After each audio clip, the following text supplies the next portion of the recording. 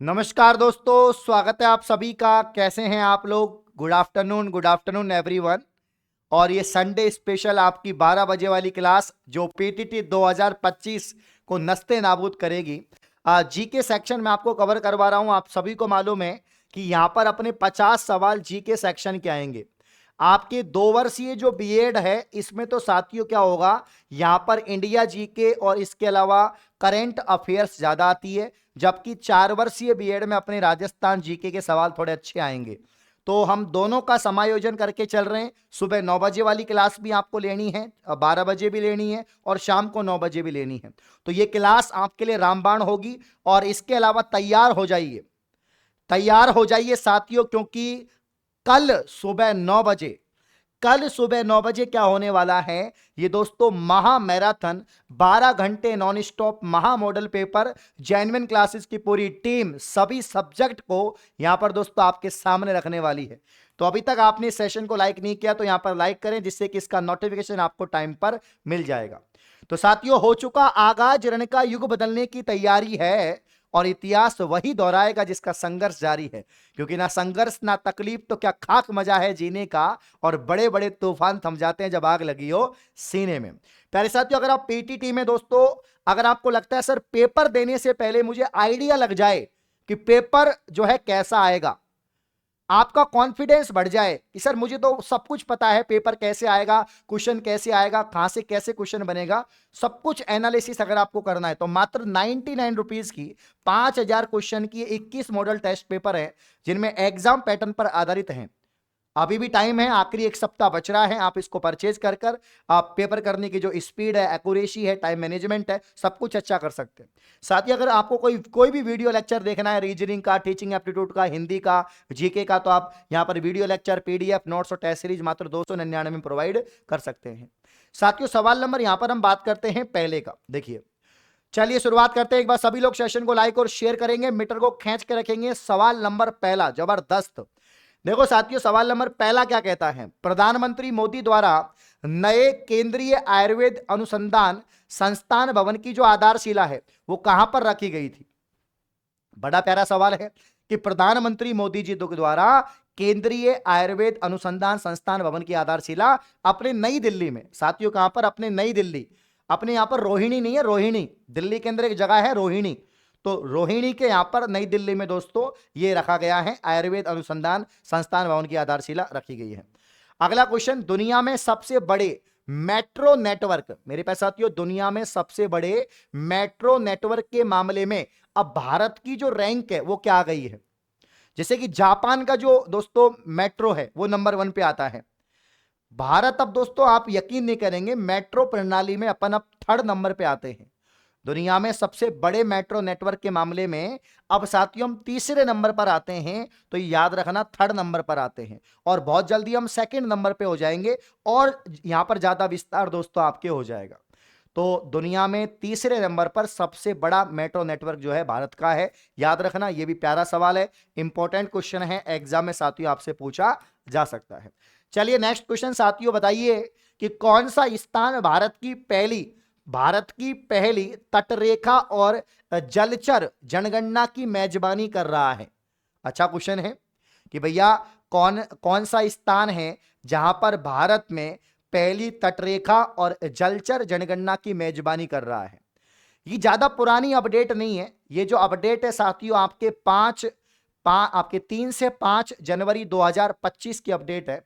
और यहां पर जो आपके जामसर गुजरात के अंदर, ठीक है ना, यहां पर जामनगर साथियों, जामनगर गुजरात के अंदर क्या है, तो मेरे प्यारे भाइयों जामनगर गुजरात के अंदर क्या होगा, आपका समुद्री राष्ट्रीय उद्यान और अभ्यारण्य है। जामनगर गुजरात में समुद्री राष्ट्रीय उद्यान और अभ्यारण्य है, जहां पर पहली तटरेखा जलचर गणना की मेजबानी कर रहा है, ठीक है ना, भारत में स्थान। तो याद रखना ऑप्शन भी आ जाएगा। सुंदरबन राष्ट्रीय उद्यान एग्जाम में पूछ लेते हैं कहां पर है, तो वे वेस्ट बंगाल में है। कहां पर है, वेस्ट बंगाल में। गिर राष्ट्रीय उद्यान आपका गुजरात में ही है। कहां पर है साथियों, गुजरात में ही है, ठीक है ना। अगला क्वेश्चन, नेक्स्ट क्वेश्चन, ये बड़ा ही प्यारा है साथियों, बहुत ही प्यारा है। रामसर कन्वेंशन के तहत वेटलैंड सिटी जो है यहां पर एक आपके एक्रीडिटेशन हेतु कौन से 3 भारतीय शहर नामांकित किए गए हैं। अब वैसे साथियों, अब रामसर साइट जो वेटलैंड भूमि है उसकी संख्या को बढ़ा दिया। अपने राजस्थान में भी दो नए यहां पर दोस्तों क्या मिले हैं, रामसर आतर भूमि स्थल मिले हैं। पहले केवलादेव और सामर था, दो नए और बन गए हैं। अलग से क्लास लेकर वीडियो बनाकर उसको बताएंगे, क्योंकि अब तो आपके तो नहीं, इतनी लेटेस्ट जीके नहीं आएगी। आपकी जो करंट अफेयर आएगी वो 6 महीने, लास्ट 6 महीने की या 1 साल की करंट अफेयर आपके आएगी। तो रामसर कन्वेंशन के तहत वेटलैंड सिटी एक्रीडिटेशन हेतु कौन से 3 भारतीय शहरों को नामांकित किया गया? इन 3 भारतीय शहरों में जो नाम है, एक आपका इंदौर का नाम है जो सबसे आपके क्लीन सिटी है, सबसे सुंदर, मतलब साफ सफाई के मामले में सबसे सुंदर शहर है, और एक भोपाल और एक उदयपुर। ये तीनों की सिटी दो है, ये मतलब सुंदर है, साफ सफाई रहती है, बिल्कुल स्मार्ट सिटीज में आती हैं, इंदौर, भोपाल और उदयपुर। तो वेटलैंड सिटी एक्रीडेशन यहां पर दोस्तों 3 शहर नामित किए गए भारत के, इंदौर, भोपाल और उदयपुर। देखो साथियों, इंदौर, भोपाल और उदयपुर, वेरी गुड। सभी साथी एक बार ईमानदारी से सेशन को लाइक करेंगे, जितने भी कंजूस इस क्लास को देख रहे हैं, और यहीं से दोस्तों पेपर आपका बनेगा। भारतीय संसद द्वारा 1990 में पारित अधिनियम के तहत राष्ट्रीय महिला आयोग का गठन कब किया गया? यह भी बड़ा प्यारा सवाल है, तो very very most important question, 100% paper में टपकने वाला, छपने वाला सवाल। बताइए आंसर क्या आएगा साथियों इसका? इसका आंसर क्या आएगा कि भारतीय संसद द्वारा, मतलब इंडिया का जो अपना पार्लियामेंट है उसके द्वारा 1990 में एक अधिनियम पारित किया गया, और जिसमें राष्ट्रीय महिला आयोग की स्थापना की गई। अब राष्ट्रीय महिला आयोग का जो गठन है वो कब होता है? तो नोट करना 31 जनवरी 1992 में। कब होता है साथियों? नोट करना 31 जनवरी 1992 को यहां पर किसका गठन होता है? तो राष्ट्रीय महिला आयोग का गठन होता है। आप लोग मुझे कमेंट करके बताओ कि वर्तमान में राष्ट्रीय महिला आयोग का दोस्तों यहां पर जो है, वर्तमान में राष्ट्रीय महिला आयोग का अध्यक्ष कौन है? ये आप लोग मुझे कमेंट करके बताएंगे, ठीक है ना? बाकी सब ठीक है। अगला क्वेश्चन देखिए, जनगणना 2011 के अनुसार राजस्थान में 0 से 6 आयु वर्ग के बच्चों की जनसंख्या राज्य की कुल आबादी का कितना प्रतिशत थी? तो बड़ा ही प्यारा सवाल है, यह भी बहुत अच्छा सवाल है, very very most important question, कि जनगणना 2011 के अनुसार राजस्थान में 0 से 6 वर्ग के बच्चों का जो कुल आबादी है, अगर आपसे लिंगानुपात पूछे कि 0 से 6 आयु वर्ग में राजस्थान का जो लिंगानुपात है वो लिंगानुपात क्या रहा, तो अपना लिंगानुपात था दोस्तों यहां पर 888। कितना रहा? 888 लिंगानुपात रहा। तो सवाल नंबर 6 की बात करें तो यहां पर देखना 15.54%। कितना साथियों? 15.54% यहां पर होगा।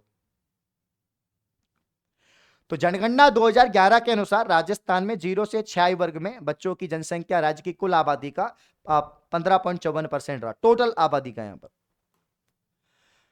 निम्नलिखित में से कौन सा युद्धपोत जो है भारतीय नौसेना के गणतंत्र दिवस परेड में झांकी का हिस्सा नहीं था?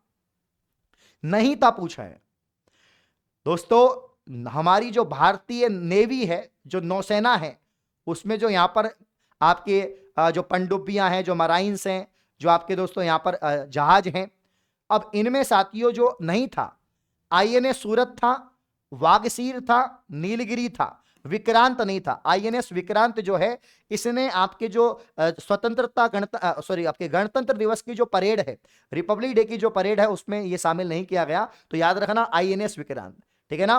बिल्कुल बहुत ही प्यारे आंसर आ रहे हैं, सभी साथी मीटर को खींच के रखेंगे, और मैं फिर कह रहा हूं एक एक सवाल यहीं से बनेगा भैया। अगला क्वेश्चन, 1857 के विद्रोह के समय भारत का जो वायसराय था वो कौन था? जल्दी बताइए। लॉर्ड कैनिंग था, डलहौजी था, रीडिंग था, लॉर्ड मेयो था? देखो 1857 की जब क्रांति हो रही थी उस समय देश का दोस्तों जीजी मतलब एजेंट, आपका जो गवर्नर जनरल है, जो सर्वोच्च पद होता था गवर्नर जनरल का, जीजी कौन था? वो था साथियों लॉर्ड कैनिंग। कौन था प्यारे भाइयों? लॉर्ड कैनिंग उस समय क्या था? जीजी था, मतलब गवर्नर जनरल था। प्यारे भाइयों, जब राजस्थान या राजपूताना में जब आपका 1857 की क्रांति होती है तो यहाँ का एजीजी मतलब एजेंट टू गवर्नर जनरल कौन था? तो वो एजेंट टू गवर्नर जनरल दोस्तों आपका हो जाएगा, कौन हो जाएगा? George Patrick Lawrence. क्या हो जाएगा साथियों? जॉर्ज पैट्रिक यहाँ पर लॉरेंस हो जाएगा। इस बात को आप लोग याद रखेंगे। तो साथियों यहां पर जो आंसर आएगा क्या आएगा? लॉर्ड कैनिंग आंसर आएगा। ऑप्शन ए इसका परफेक्ट आंसर साथियों यहां पर आएगा। अगला क्वेश्चन, भारत के किस यामोत्तर का स्थानीय समय मानक समय माना जाता है? यह भी बड़ा प्यारा क्वेश्चन है, अच्छा क्वेश्चन है। आपके पीटीटी में 15 जून वाला सवाल, कौन सा सवाल साथियों? 15 जून वाला सवाल है, एग्जाम में छपेगा। भारत के किस यामोत्तर का स्थानीय समय मानक समय माना जाता है? सवाल नंबर 9 की बात करें तो 82-30 मतलब 82 डिग्री और 30 मिनट पूर्व में, 82 डिग्री और 30 मिनट पूर्व में इसका परफेक्ट आंसर होगा। यह भारत के यामोत्तर का स्थानीय मानक समय माना जाता है। एक बार सभी साथी बिल्कुल जबरदस्त तरीके से आंसर आ रहे हैं आप लोगों के, बिल्कुल खींच के रखिएगा। लीलोण क्या है? लीलोण, अरे भैया ओ लीलन चे बात तो लीलन घोड़ी। साथियों लीलोण का मतलब होता है, लीलोण क्या रामदेव जी के लिए गाए गए लोकगीत हैं क्या दोस्तों? राजस्थान का परंपरा खेल है क्या साथियों? यहां पर जो है आपका राजस्थान का परंपरागत आभूषण है या राजस्थान में सेवण घास का स्थानीय नाम। लीलोण एक घास का नाम है, सेवण घास, जो राजस्थान के जैसलमेर या पश्चिम राजस्थान में पाई जाने वाली घास है।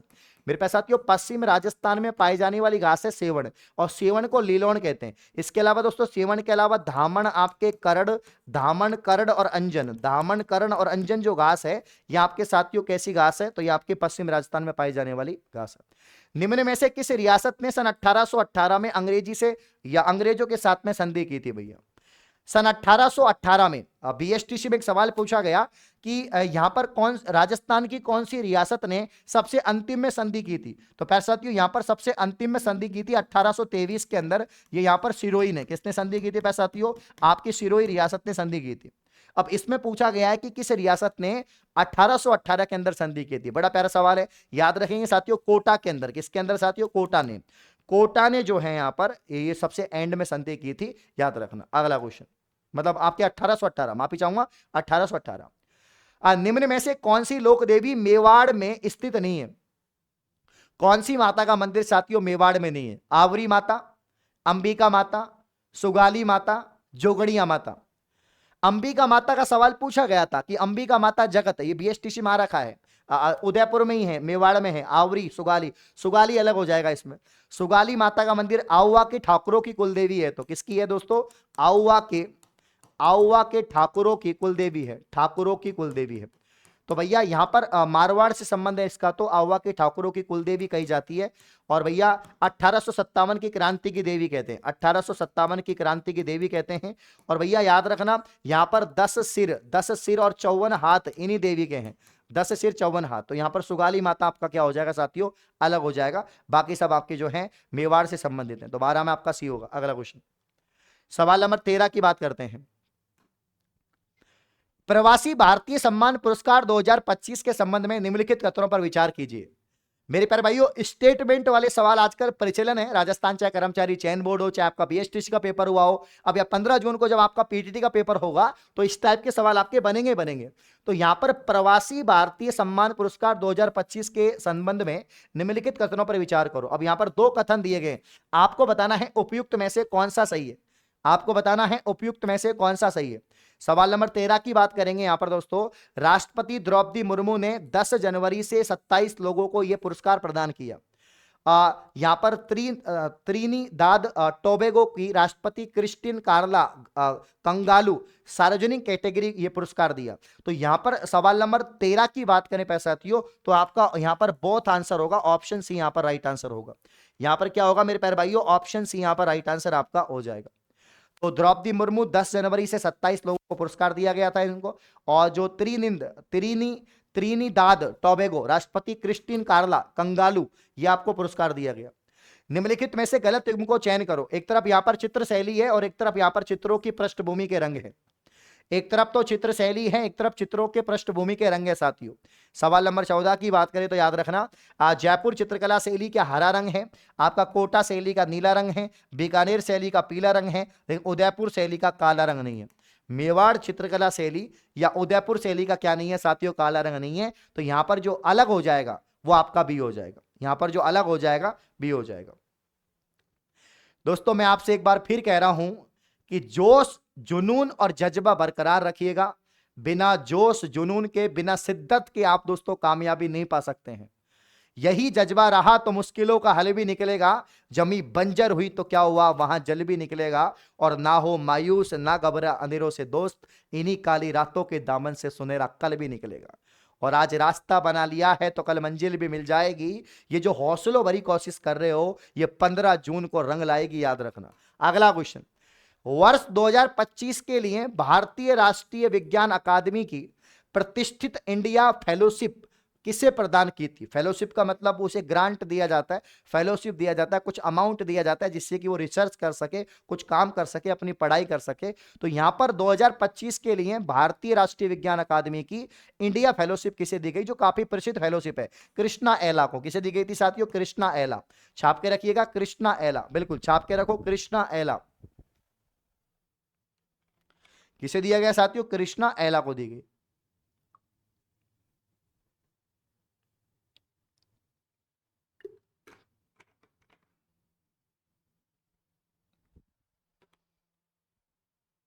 क्लियर है? आगे बढ़े, देखो। हल्दी घाटी के युद्ध में राणा प्रताप की सेना के हरावल दस्ते का नेतृत्व किसने किया था? 18 जून 1576 अकबर और दोस्तों महाराणा प्रताप के बीच में लड़ा गया था। रक्त बहा के श्रृंगार करूं खामोश या तलवार नहीं, हम वंशज हैं राणा के, हार तो हमें कतई बर्दाश्त नहीं। कभी भी हार नहीं मानने वाले, मुगलों के अधीन नहीं झुकने वाले महाराणा प्रताप साथियों। और इनका जो हरावल दस्ता था उसकी सेना का नेतृत्व कर रहे थे हकीम का सूर। कौन कर रहे थे साथियों? हकीम का सूर। और पूंजा कौन था? पूंजा भील। भीली सेना का नेतृत्व कर रहे थे पूंजा। कौन कर रहे थे? पूंजा। ठीक है ना? चलिए अगला क्वेश्चन। गलत युग्म को पहचानो। राजस्थान का ताजमहल किसे कहते हैं? जसवंत थड़ा, जो कहां पर है? आपके जोधपुर में, बिल्कुल सही है। और भैया यहां पर जो है महाराजा सरदार सिंह ने अपने पिता जसवंत सिंह की याद में इसको बनवाया था। राजस्थान का छोटा ताजमहल किसे कहते हैं? खेतड़ी झुंझुनू को। वस्त्र ताजमहल किसे कहते हैं? लाल डेरा जोधपुर को। और कांठल का ताजमहल किसे कहते हैं? कागाजी दरगाह प्रतापगढ़ को। एक गलत है इसमें से, एक गलत है बी वाला, कि भैया राजस्थान का छोटा ताजमहल खेतड़ी महल झुंझुनू को नहीं कहते, है ना। खेतड़ी महल झुंझुनू को तो राजस्थान का हवा महल कहा जाता है।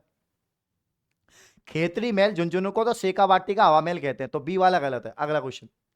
यहां पर आपको गलत युग्म को पहचानना है। इस टाइप के सवाल पेपर में बनेंगे, पीटीटी में, याद रखना, चाहे आपके 2 वर्ष का बीएड पेपर हो चाहे 4 वर्ष का पेपर हो आपका।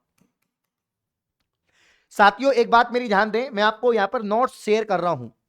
मैं आपको साथियों डेली नोट्स शेयर कर रहा हूं। जैसे मैंने अभी 4 पेज शेयर करे हैं, जिसमें मतलब कि जो हमारे व्हाट्सएप ग्रुप से जुड़ा हुआ है 7014859982, जो बच्चा हमारे व्हाट्सएप ग्रुप से जुड़ा हुआ है पीटीटी सेशन 2025 का, अब चाहे वो 2 वर्ष का हो या 4 वर्ष का हो, ठीक है ना। हाँ, तो अभी तक आप हमारे व्हाट्सएप ग्रुप में नहीं जुड़े तो इस नंबर को कांटेक्ट में ऐड करने के बाद में आप हमें हाय का मैसेज करेंगे व्हाट्सएप पर, तो आप ग्रुप में ऐड हो जाएंगे। और वहां पर साथियों आपको डेली नोट्स मिल रहे हैं। नोट्स का मतलब है मैं खुद अपने हाथों से इंपॉर्टेंट फैक्ट लिख रहा हूं कि ये पुरस्कार, नवीनतम पुरस्कार जो है, सवाल पूछे जा सकते हैं, जो करंट अफेयर्स है उसके नोट्स में आपको प्रोवाइड करवा रहा हूं कि करंट अफेयर्स के सवाल कौन कौन से बन सकते हैं। तो ये भैया इसको ज्वाइन करें आप लोग, ठीक है ना। ये हमारा टेलीग्राम भी है जेन्युइन क्लासेस का, उसका लिंक आपको डिस्क्रिप्शन मिल जाएगा, वहां पर भी आपको मिल जाएंगे।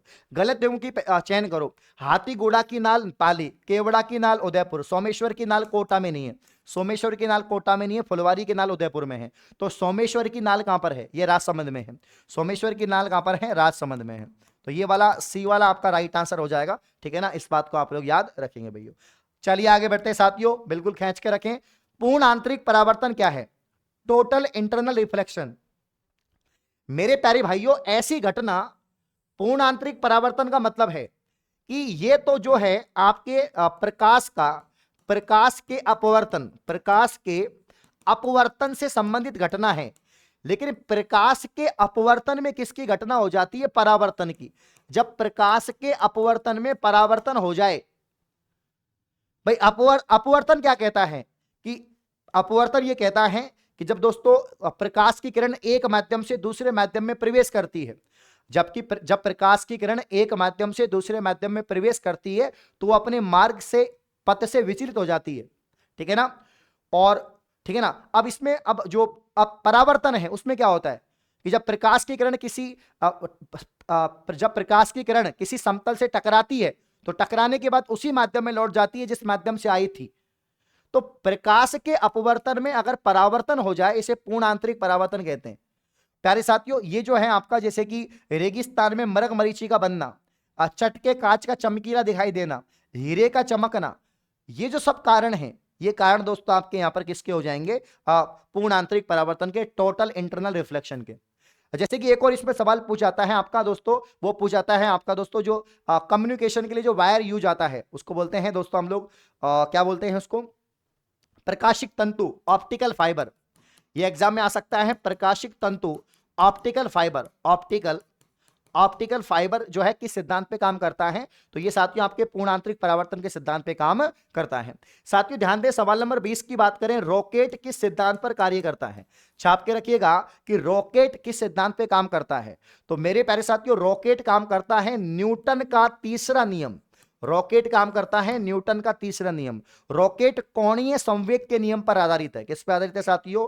कोणीय संवेग के नियम पर आधारित होता है रॉकेट, याद रखना। अगला क्वेश्चन, सवाल नंबर 21 छाप के रखिएगा, साइंस का सवाल है। और साइंस के मैंने आपको बता रखा है कि 50 में से लगभग 3 से 4 सवाल आपके साइंस के हो सकते हैं। हो सकता है साइंस की, मेरी देखो साइंस की मैंने पहले बहुत सारी क्लास दे रखी है, चैनल पर प्लेलिस्ट बनी हुई है, यूट्यूब पर आप देख सकते हैं, देखना है तो। बाकी ज्यादा लोड मत लो, साइंस का ज्यादा लोड मत लो, ठीक है ना। हाँ, यहां पर बेकिंग सोडा जो है, बेकिंग सोडा होता है बेकरी के अंदर जो होता है खाने का सोडा, इसको बोलते हैं सोडियम बाइकार्बोनेट, मतलब कि NaHCO3, ये इसका फॉर्मूला होता है।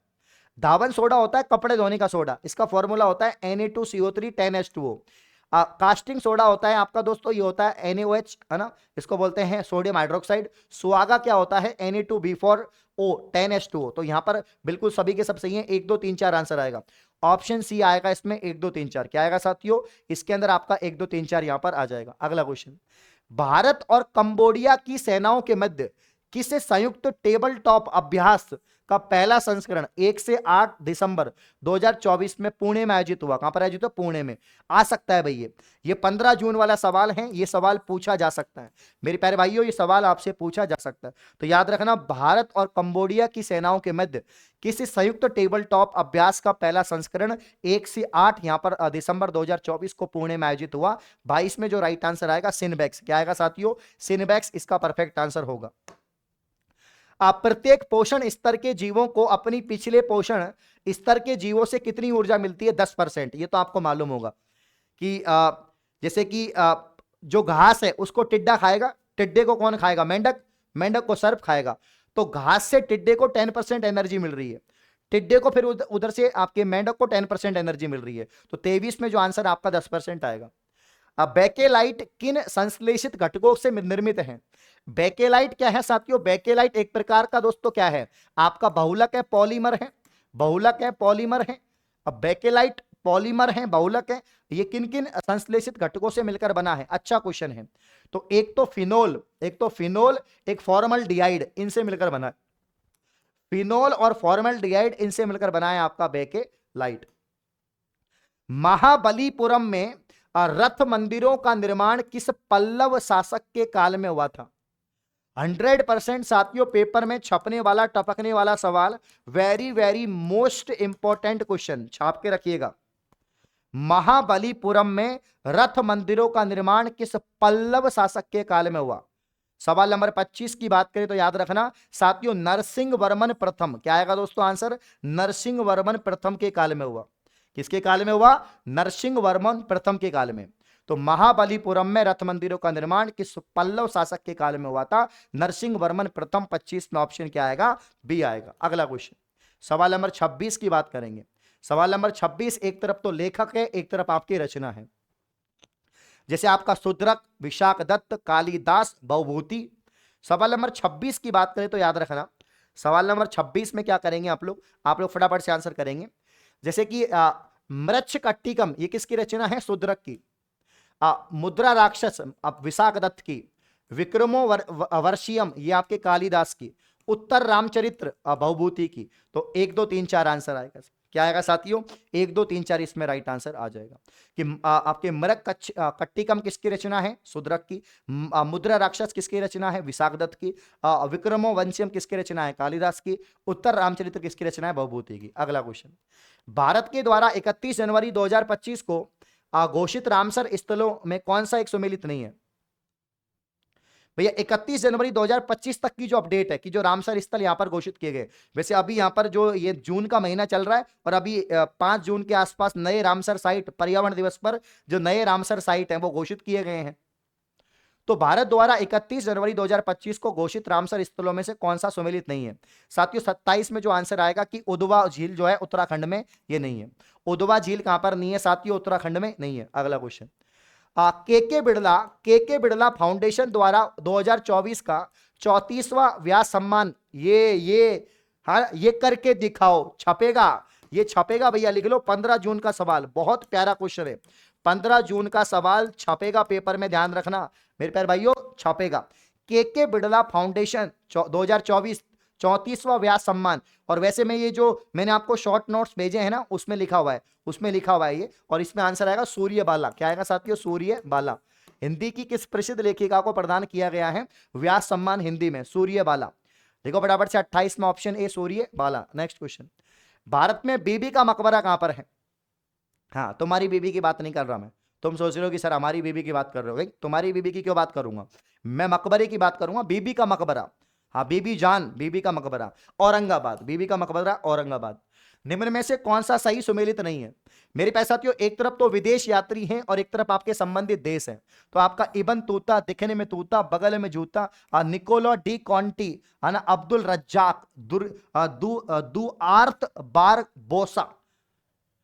निम्न में से कौन सा सुमेलित नहीं है प्यारे साथियों? सवाल नंबर 30 की बात करेंगे तो याद रखना सवाल नंबर 30 में क्या होगा, निम्न में से कौन सा सुमेलित नहीं है?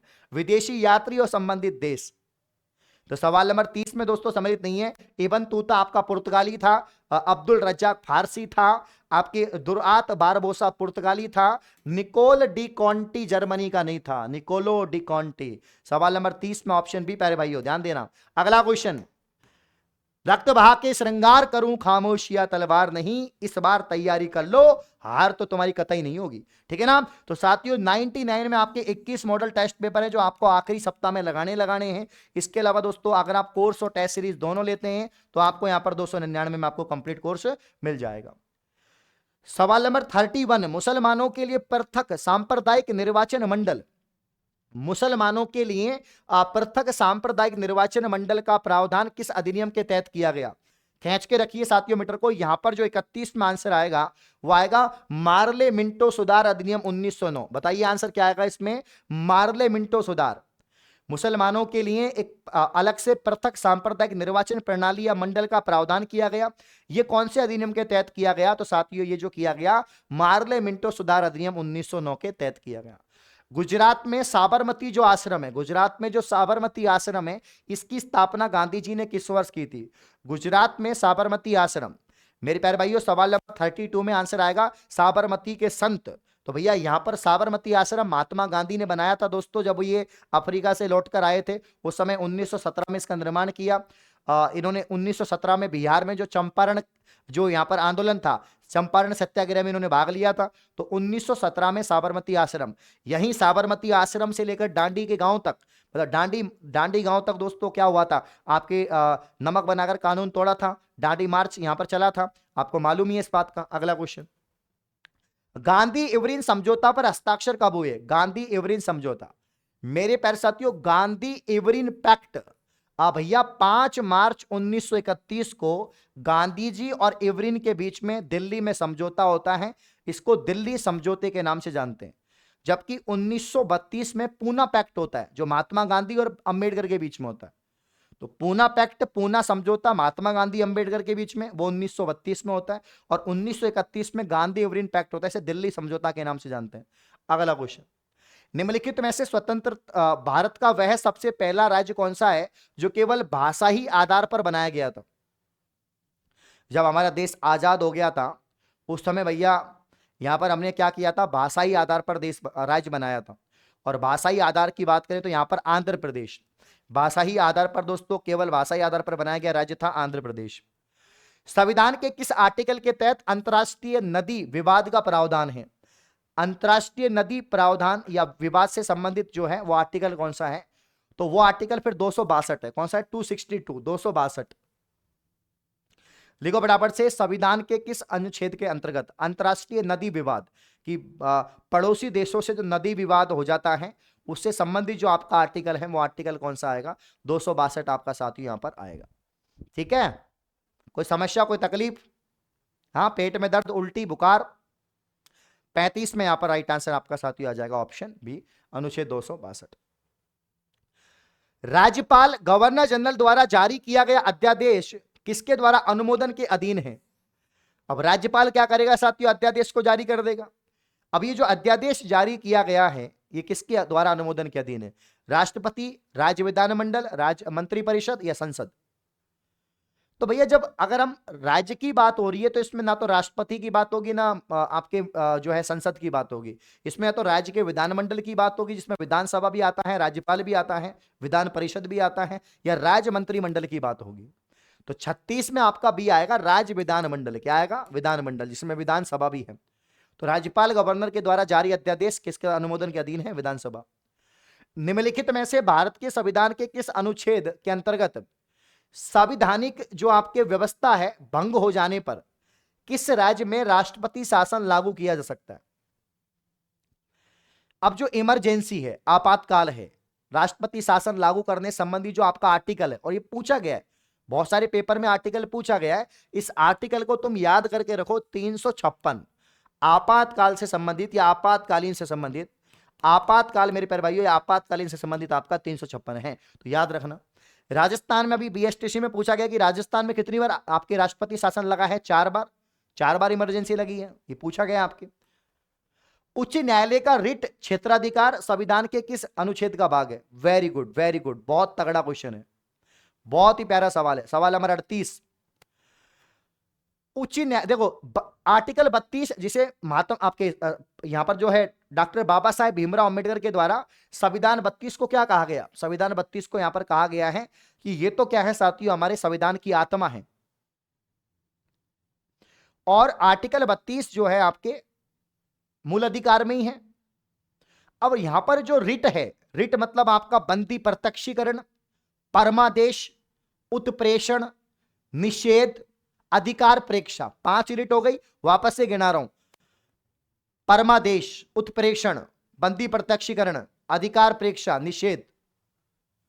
यहां पर जो आंसर आपका आएगा वो आर्टिकल 226 आएगा कि भैया रिट क्षेत्राधिकार संविधान के किस अनुच्छेद का भाग है? आर्टिकल 226 का भाग, 226 का भाग है। भारतीय संविधान के किस संशोधन अधिनियम के द्वारा पंचायती राज व्यवस्था को संवैधानिक दर्जा दिया गया? अब पंचायती राज्य को संवैधानिक दर्जा दिया गया, ये जो आपका संशोधन है 73वां संविधान संशोधन 1992, 73 कॉन्स्टिट्यूशन अमेंडमेंट 1992, 1992। तो यहां पर आपका आंसर सी आएगा। यहां पर आपका आंसर साथियों क्या आ जाएगा? सी आ जाएगा। जितने भी साथी क्लास में देख रहे हैं, सेशन को एक बार लाइक करके रखें। मैं फिर बता रहा हूं, एक भी सवाल इस क्लास से बाहर नहीं जाएगा। जिस तरीके से मैं सवालों को करवा रहा हूं, चाहे पॉलिटी हो, ज्योग्राफी हो, इंडिया की हो, राजस्थान की हो, कोई भी सब्जेक्ट हो, यहां से बाहर सवाल नहीं बनेंगे। सवाल नंबर 39 में आपका ऑप्शन सी आ जाएगा, याद रखना। झूमिंग कृषि के संबंध में कौन सा युग्म सही नहीं है? झूमिंग का मतलब होता है स्थानांतरित कृषि। अपने राजस्थान में इसको वालरा कहते हैं, राजस्थान में क्या कहते हैं? इसको वालरा कहते हैं, ठीक है ना। अब इसमें पूछा है कि सही मिलान नहीं खाता, तो ओडिशा में इसको पेंडा नहीं कहते, ओडिशा में इसको पेंडा नहीं कहते, बाकी राजस्थान में वालरा कहते हैं, झारखंड में कुल्लू कहते हैं, कुल्लूर है ना, कुरूल कहते हैं, केरल में ओणम कहते हैं, ओणम, याद रखना। ये वाला सवाल पीटीटी में पूछा गया है।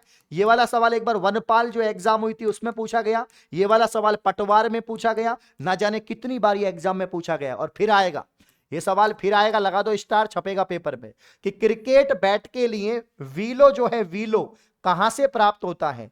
वीलो क्या उष्ण कटिबंधीय वन है, वर्षा प्रचुर वन है, पतझड़ी वन है, या शंकु वृक्षी वन है? भैया जो कश्मीरी बैट बनता है, कश्मीर में ज्यादा मिलता है, कश्मीरी बैट प्रसिद्ध है, जो बल्ला होता है बैट, तो भैया बीएटी बैट, बैट यानी बल्ला। क्रिकेट बैट के लिए वीलो, वीलो जो पादप है, वो जो पेड़ है, शंकु वृक्षी है, शंकु वृक्षी, क्योंकि कश्मीर में या ठंडे प्रदेशों में हिमालय की तलहटी पर वहां पर जो पेड़ पौधे हैं शंकुधारी हैं, तो शंकु वृक्ष है ये, है ना, याद रखना। 41 में आपका डी आएगा। ये साइंस का सवाल है कि जो ब्लड प्रेशर है, जो बीपी है, जिसे आप बीपी कहते हैं, ब्लड प्रेशर, रक्तचाप, हार्मोन के कारण बढ़ता है। कौन से हार्मोन की वजह से ब्लड प्रेशर बढ़ता है? Nor adrenaline. एड्रेनलिन हार्मोन दोस्तों क्या है? एड्रेनलिन हार्मोन एक इमरजेंसी हार्मोन है। आपातकाल सिचुएशन में ये हार्मोन दोस्तों जो है सिक्रीन होता है। थाइमोसिन नहीं आएगा, थायरोक्सिन नहीं आएगा, ऑक्सीटोसिन नहीं आएगा, नॉर एड्रेनलिन आएगा। एड्रेनलिन जो आपके अग्नाशय ग्रंथि होती है, पैनक्रियोटिक ग्लैंड, सॉरी माफी चाहूंगा, आपके जो यहां पर एड्रेनलिन की बात करें तो आपकी जो किडनी होती है, किडनी जो होती है, और किडनी के ऊपर एक ग्रंथि होती है, उसे बोलते हैं एड्रिनल ग्रंथि, अधिवृक्क ग्रंथि, उससे स्रावित होता है। अगला क्वेश्चन, निम्नलिखित में से वे पवन कौन से हैं, निम्नलिखित में से वे पवन कौन से हैं जो ऋतुओं में परिवर्तन के साथ साथ अपनी दिशा बदल लेते हैं। पवन जो क्या बदल लेती है, अपनी दिशा बदल लेती है ना। पवन जो अपनी क्या बदल लेती है, दिशा बदल लेती है। सवाल नंबर 43 में जो राइट आंसर आएगा कि मानसूनी पवने, मानसूनी पवने जो आपकी दिशा बदल लेते। तो निम्नलिखित में से पवन कौन सी हैं जो ऋतुओं में परिवर्तन के साथ साथ अपनी दिशा बदल लेती हैं, उसे हम मानसूनी पवने कहते हैं। क्या कहते हैं प्यारे भाइयों, मानसूनी पवने कहते हैं, याद रखना। अगला क्वेश्चन देखिए, टाइफून प्राय आते हैं, typhoon, very very most important question, 100% paper में टपकने वाला छपने वाला सवाल कि टाइफून प्राय आते हैं मैक्सिकन की खाड़ी में, हिंद महासागर में, उत्तरी ध्रुवीय महासागर में, या चीन या जापान के समुद्र में। तो प्यारे भाइयों टाइफून आते हैं चीन और जापान के समुद्र में। टाइफून एक तरह से चक्कर आपकी सुनामी, सुनामी एक प्रकार की, ये चीन और जापान में आते हैं, एशिया में आते हैं। कौन सा सुमेलित नहीं है? एक तरफ तो प्यारे भाइयों लोह उत्पादक क्षेत्र आपको दे रखे हैं और एक तरफ आपको राज्य दे रखे हैं। अब आपसे पूछा कि कौन सा सुमेलित नहीं है। सिमोगा कर्नाटक के अंदर है, चंद्रपुर रत्नागिरी महाराष्ट्र में है, मयूरभंज छत्तीसगढ़ में नहीं है, सिंह भूमि आपके झालावाड़ में, झारखंड में है। तो सिंह भूमि झारखंड, मयूरभंज कहां पर है, कौन से राज्य में है, ये आपको बताना है। क्या आएगा 45 में आंसर। अगला क्वेश्चन, भारत रत्न पुरस्कार प्राप्त करने वाली पहली महिला है, भारत रत्न पुरस्कार प्राप्त करने वाली पहली महिला है इंदिरा गांधी। देश की पहली महिला प्रधानमंत्री इंदिरा गांधी, जिनको भारत रत्न से सम्मानित किया गया, आयरन लेडी। क्या बोलते हैं इनको, आयरन लेडी। बांसवाड़ा स्थित तलवाड़ा गांव किस कला उद्योग का केंद्र है? मैं पानी पी रहा हूं, जब तक आप लोग आंसर बताइए इसका फटाफट से।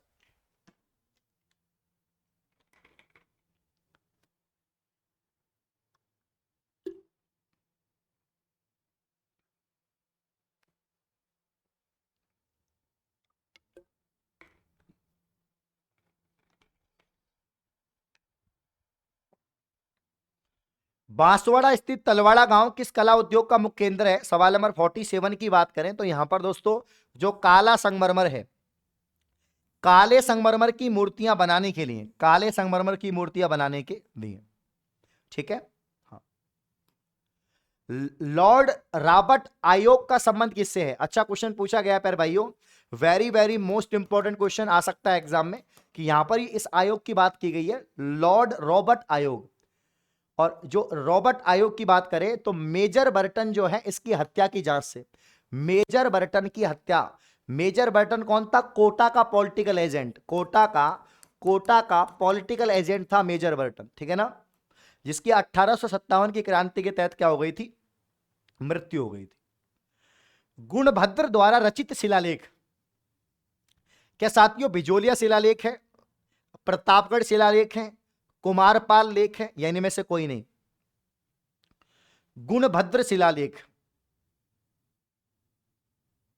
आंसर क्या आएगा? बिजोलिया।